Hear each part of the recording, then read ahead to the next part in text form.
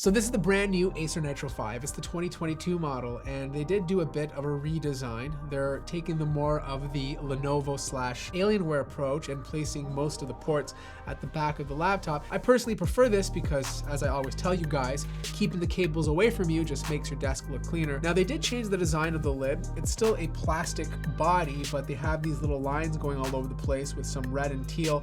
It still has a very gamer vibe to it. Personally, I would have loved more of a clean display. They could have just left the Acer logo and Nitro here and I would have been totally happy. It's not a super light laptop. It's kind of the same weight as the Legion 5i Pro at about 5.5 pounds. But once you add in the 230 watt adapter, it starts creeping over 6. You do have some pretty good I/O with the left-hand side having a audio jack, USB, and then you have your RJ45 port.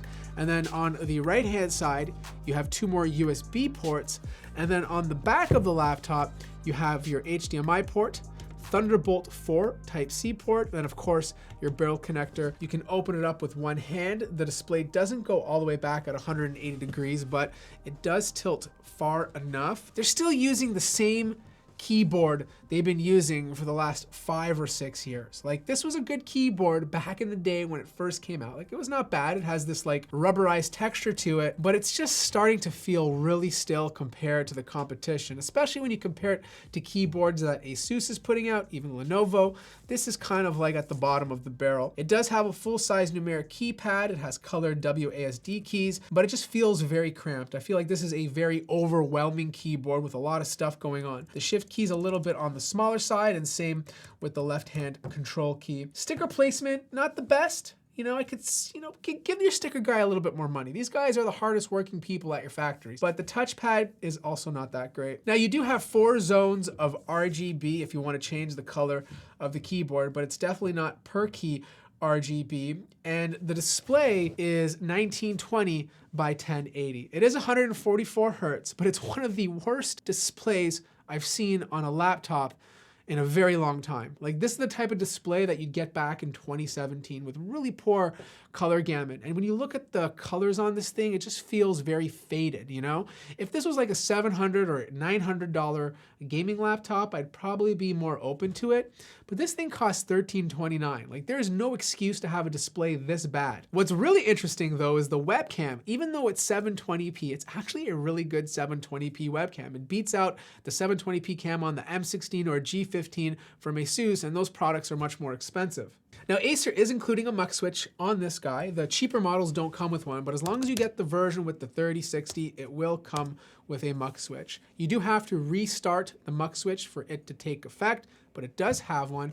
I also noticed if the laptop is under 40%, you can't change the performance profiles under Acer's Nitro's Predator Sense software. You have to wait for the laptop to get to 40%. And that's kind of weird because on other gaming laptops, you don't have to do that.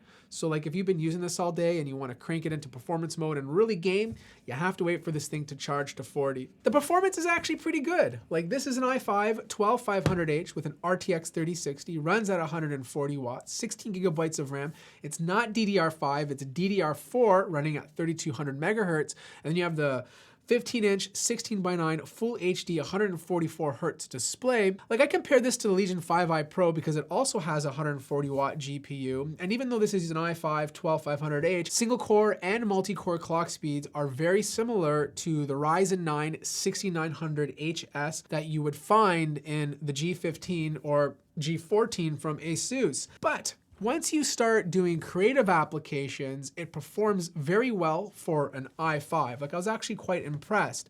But once you start gaming, the GPU performs well, but I feel like there's a lot of power left on the table because I compared it to the 5i, which also has a 140 watt GPU. And even though the game's tested at 1920 by 1200 has to push more pixels, it still got better frame rates than this guy, which was running at 1920 by 1080. They weren't massive. It's not like a big deal, but there's definitely a difference in performance. As for heat management, this is super conservative. As soon as this guy sees 90 degrees Celsius, it's just like, I'm out of here. I am packing my bags and I'm taking everything and we're going down to 60. Okay, don't show me 90 again. Other laptops will kind of hover at 90 degrees Celsius for a while to give you maximum performance as long as it can sustain it.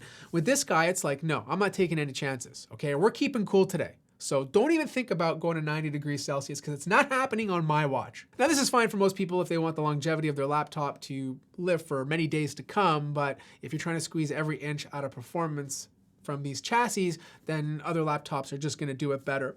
As for fan noise, this thing can get really loud, up to 60 decibels if you leave it on performance mode, and that's with the fans on auto. But if you decide to put it on max fans, like no auto, it can get up to 63 decibels. If you leave it on default mode, that drops down to about 53 decibels, which is totally manageable. And of course, if you leave it on silent, you're hovering around 40. Now internally, the cooling is more than adequate for this type of CPU and GPU, but you do have a swappable Wi-Fi card. This is not Wi-Fi 6E, it's the older Wi-Fi 6. You do have your NVMe Gen 4 drive, which gets really fast read and write speeds.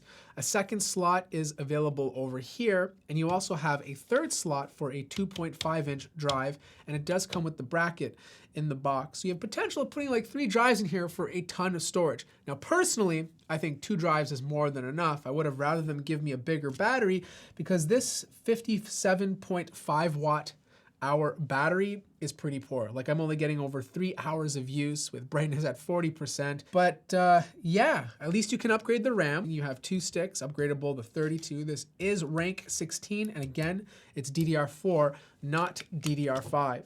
So here's the thing.